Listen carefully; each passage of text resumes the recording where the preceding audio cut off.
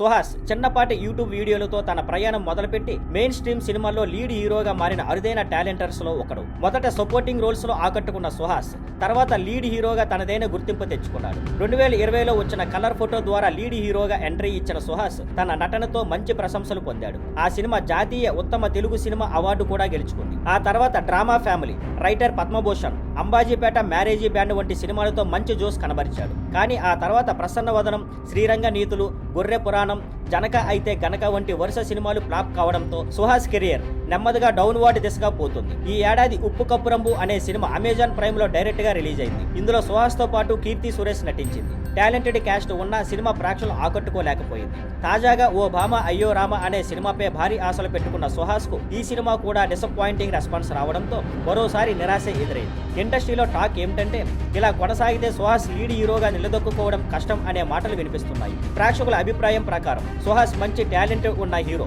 కానీ ఇప్పుడు అయినా స్క్రిప్ట్ సెలక్షన్ లో జాగ్రత్తగా పడకపోతే కెరీర్ మళ్ళీ వెనక్కిపోతుంది. కాబట్టి సుహాస్ నిజంగా మళ్ళీ రాణించాలంటే బలమైన కథలతో, నమ్మకమైన టీముతో మంచి సినిమాలు చేయాల్సిన అవసరం ఉంది.